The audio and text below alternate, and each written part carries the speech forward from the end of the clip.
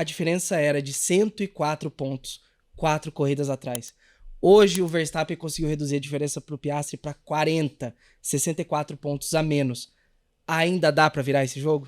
E quantos estão te fazendo essa pergunta? Porteiro, Isso. todo mundo, né? Não, você sabe que o pessoal mais da minha geração, vocês não sabem o que é isso, tá?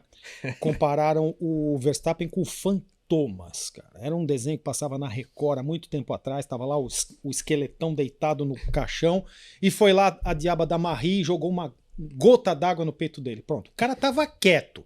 Ninguém tinha que trazer ele das profundas. Agora você vê os dentes do cara crescendo. Ele era um cavaleiro sem arma, tá? A Red Bull decidiu continuar o desenvolvimento do carro desse ano em detrimento do ano que vem. Tem muito de Lohan Mekies ali querendo chegar na Red Bull e já cravar um título, tá? A partir do momento em que você olha as atualizações dos carros e vê que da Holanda até Singapura a Red Bull trouxe atualização em todas as provas e a McLaren só trouxe alguma asinha de baixo arrasto para Monza e mais nada, você entende o que está acontecendo. Verstappen sempre foi Verstappen, mas estava a pé. Agora não está mais, segura o homem. Aliás, trazendo uma declaração do Helmut Marko que ele deu nessa segunda-feira para a ORF, a emissora austríaca, isso. Ele falou o seguinte: a Red Bull ainda tem cartas na manga, ou seja, vem mais atualizações por aí. Enquanto o André Stella disse no fim de semana que a McLaren não tem mais nada para vir aí pela frente. Agora, interessante esse aspecto abordado pelo Helmut Marko. O Molina já traz o Lohan Mekies à baila aqui. Temos GP do México na sequência, rodada dupla aí, Estados Unidos e México. Muito se diz também do tal do ride hate da Red Bull, que no México pode ser uma arma pró Verstappen aí na briga contra as McLarens, né? Isso é, um circuito com alguns bumps, também zebras ali um pouco capciosas, é uma pista bem particular, o Autódromo Hermanos Rodrigues, com reta grande também. Como é que você vê daqui pra frente, começando pelo México, esse duelo Red Bull e McLaren, Molina? Vamos lá, México é uma situação bem sui generis, né? Uma pressão atmosférica muito baixa, uma pista muito alta, então tudo lá é mais crítico, principalmente o trabalho do assoalho. O assoalho vai estolar muito mais fácil. Então, uma das coisas que a Red Bull atualizou, aliás. Exatamente. Sim. Em Monza, enquanto estava todo mundo trazendo asinha fininha, eles trouxeram um assoalho extremamente revisado, que deixou o carro muito menos crítico. Ele perde a aderência de maneira muito mais difícil.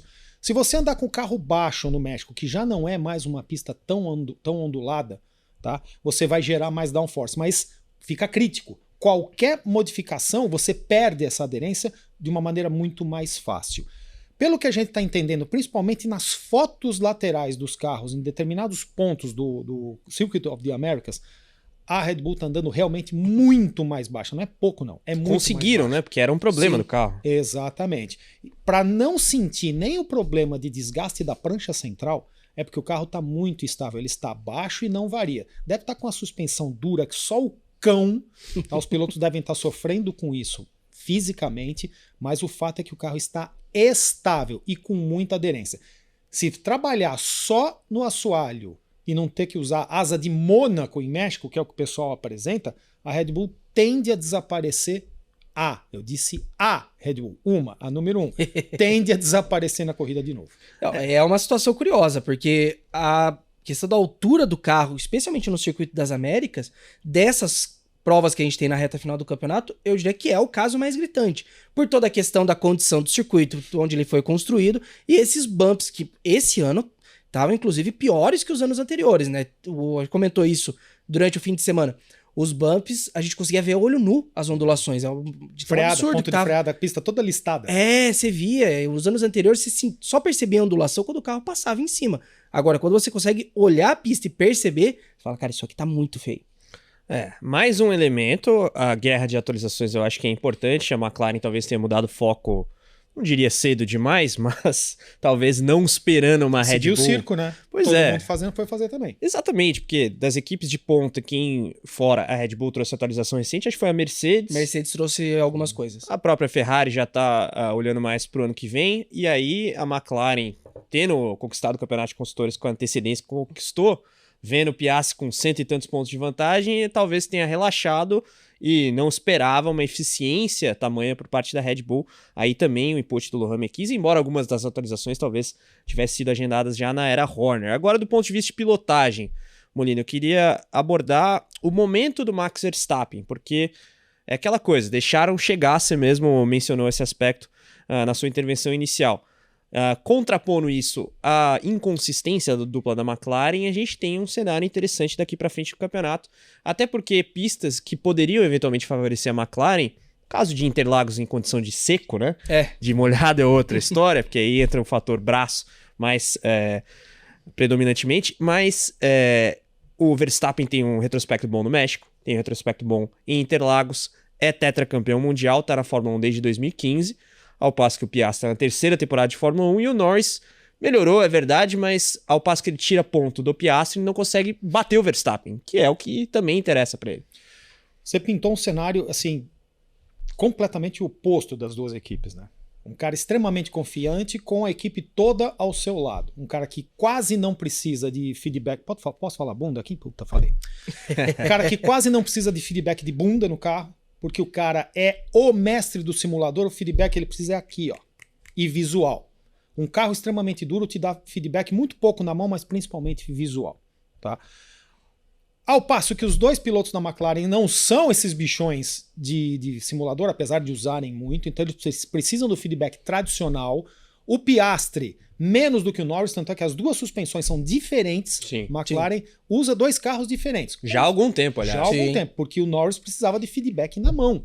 Então, provavelmente mais caster, alguma coisa rolling dianteiro, para ver o que acontece. Agora, o Zac Brown vai escrever um livro. É assim, como acabar com o ambiente interno da equipe dando as mesmas condições para os dois pilotos.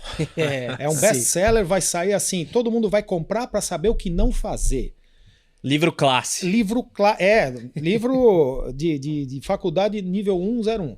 É assim, o Piastri está psicologicamente abalado. Ele conseguiu derreter a cabeça do homem de gelo. Conseguiu. No momento em que ele festeja o título da equipe sem um dos pilotos ali, pode dar desculpa que for.